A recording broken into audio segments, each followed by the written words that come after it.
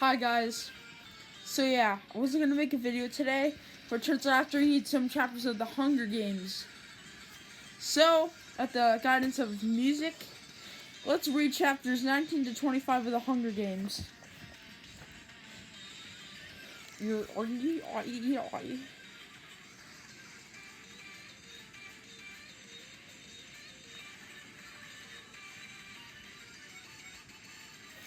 Right, here we go. I clap my hands over my mouth, but the sound has already escaped. The sky goes black and I hear a chorus of frogs begin to sing. Stupid, I tell myself. Yeah, I'm not stupid, but I've done stupid before. What a stupid thing to do. I wait, frozen for the woods to come alive with sail ants. What the hell are sail ants?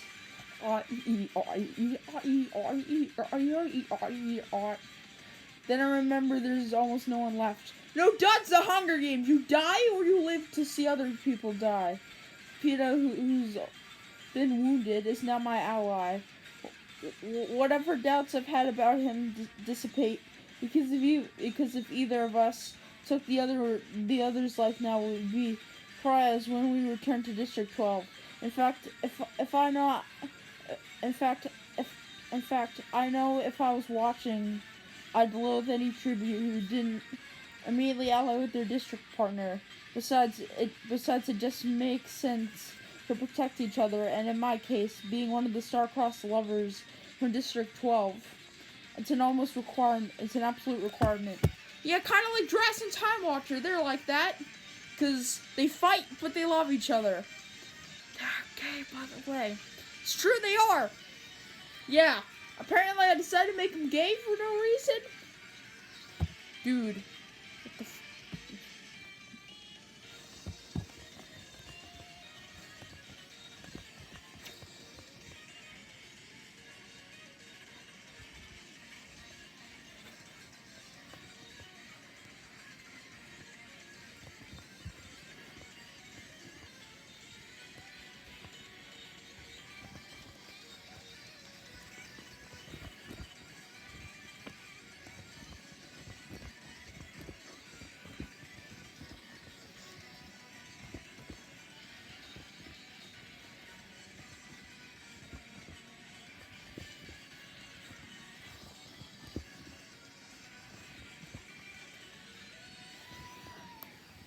Okay, that was just a joke.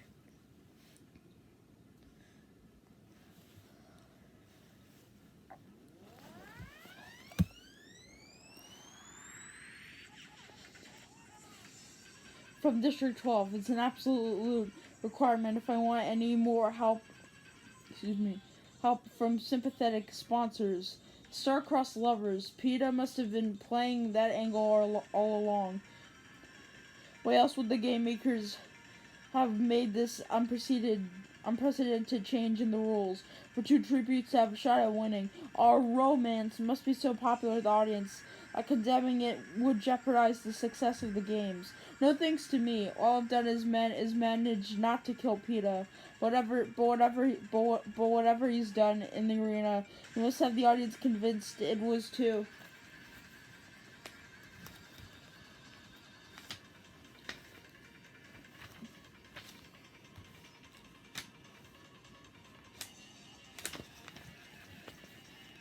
Keep me alive, shaking his head to keep me from running to the cornucopia, fighting Cato to let me escape. Even hooking up with the careers must have been a move to protect me. Peeta, turns out, has never been a danger to me. The thought makes me smile, drop my hands, and hold my face up to the moonlight, so the cameras can be sure to catch it. So who is there left to be afraid of? Foxface, the boy tribute from her district, is dead. She's operating alone at night, and her strategy has been to evade, not attack. I don't really think that even if she heard my voice, she'd do anything but hope someone else would kill me. Then there's Thresh. All right, he's a district threat, but I haven't seen him not once since the games began. I think about how Foxface grew alarmed when she heard a sound at the side of the explosion, but she didn't turn to the woods. She turned to whatever lies across from it. to that area of the arena that drops off into I don't know what. I feel almost certain that the person she ran from was Thresh, and that is his domain. He'd never have heard from he'd never have heard me from there, and even if he did, I'm up too high for someone his size to reach. So that leaves Kato and the girl from District 2, who are now surely celebrating the new rule. They're the only ones left to benefit from it besides PETA and myself.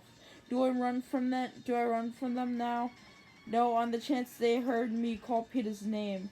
No, I think, let them come. Let them come with their night vision glasses and their heavy branch-breaking bodies.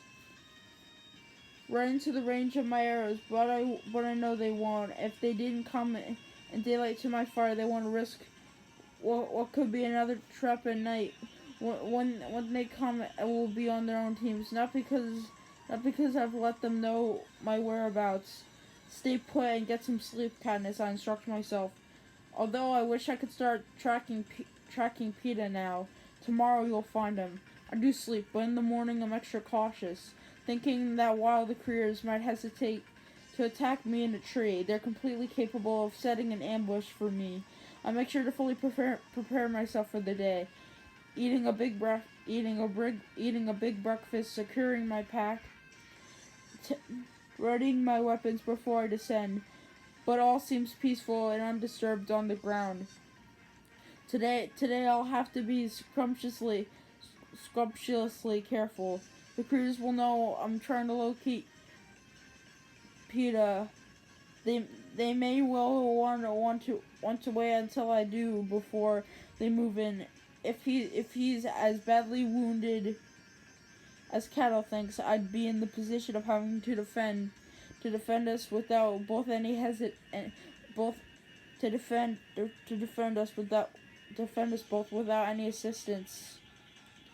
But if he's that incapacitated, how has he managed to stay alive, and how on earth will I find him?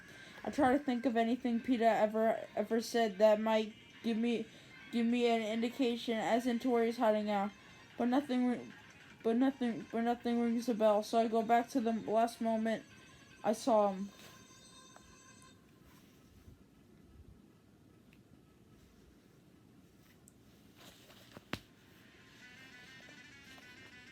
Sparkling in the sunlight, yelling at me to run. Then Kato appeared, his sword drawn, and after I was gone, he wounded PETA. But how did PETA get away? Maybe he'd held out better against the Trucker Jacker poison than Kato.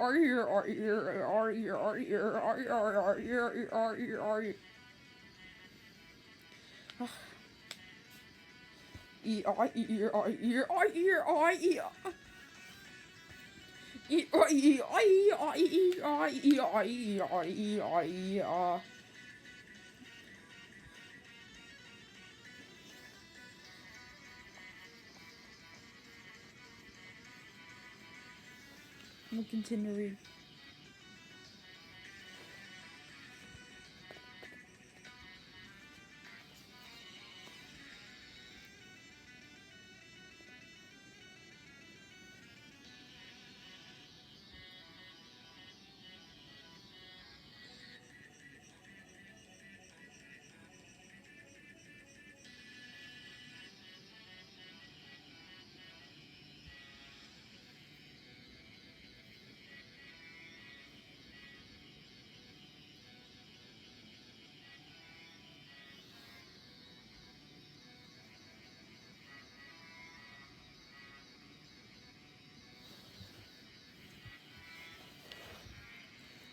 Maybe that was the variable that allowed him to escape. But he'd been stung too, so how far could he have gotten? stabbed and filled with venom, and how has he stayed alive all these days since? If the wound and the stingers haven't killed him, surely thirst would have taken him by now. And that's when I get my first clue to his whereabouts. He couldn't have survived without water. I know that from my first few days here, he must be hidden somewhere near a source. There's the lake, but I find that an unlikely option.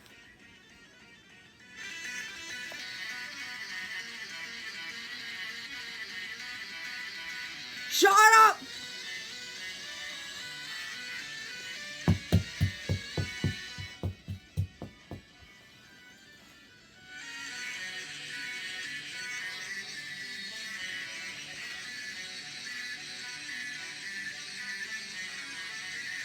He couldn't have survived without water. I know that from my first few days here. He must have been hidden somewhere near a source. There's the lake, but I find that an unlikely option since it's so close to the career's base camp. A few spring-fed pools, but you'd really be a sitting duck at one of those. And the stream, the one that leads from the camp Roo and I made all the way down near the lake, and if he stuck to the stream, he could change his location and always be near water. He could walk in the current and erase any tracks. He might even be able to get a fish or two. Well, it's a place to start anyway. So to confuse my enemies' minds, I start with a fire with plenty of green wood. Even if they think it's a ruse, I hope they'll decide I'm hidden somewhere near it. While in reality, I'll be tracking PETA. The sun burns off the morning haze almost immediately, and I can tell the day will be hotter than usual. The water's cool and pleasant on my bare feet. As I head downstream, I'm tempted to call PETA's name as I go, but decide against it. I'll have to find him with my eyes in one good ear, or he will have to find me. He'll know I'll be looking right. He won't have so low of an option of me as to think I'll ignore the new rule and keep it to myself. Would he? He's very hard to predict, which might be interesting.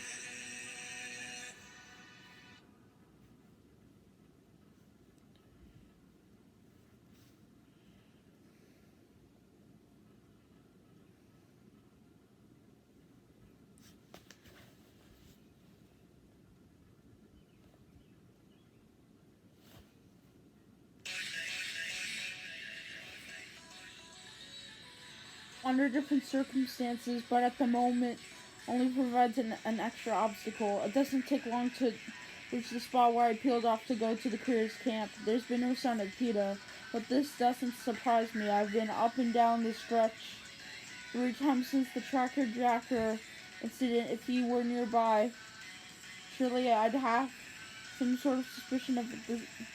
The stream begins to curve to the left into a part of the woods. That's new to me. Muddy banks covered in tangled water plants lead to large rocks that increase in size until I begin to feel somewhat trapped. It would be no small matter to escape the stream now, fighting off cattle or thresh. So I climbed over this rocky terrain. In fact, I've just about decided I'm on the wrong track entirely. That a wounded boy would be unable to navigate getting to and from this water source when I see the bloody streak going down the curve of a boulder. It's long dry now, but the smeary lines running side to side suggest someone who perhaps was not fully in control of his mental facilities tried to wipe it away. Hugging the rocks, I move slowly in the direction of the blood searching for him. I found a few more blood stains, one with a few threads of fabric glued to it, but no sign of life. I break down and say his name in a hushed voice. PETA, PETA. Then a mockingjay lands on a scruffy tree and begins to mimic my tone, so I stop. I give up and climb back down to the stream, thinking it must have moved on somewhere farther down. I'm actually stopped there. In case you're wondering why, I'm just kind of tired at this point, so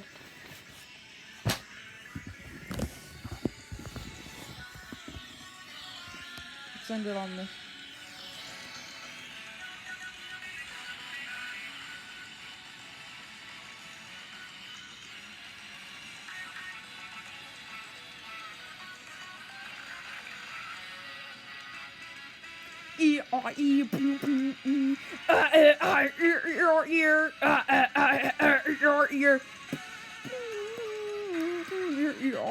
What the hell, AG Further? Let's freaking go!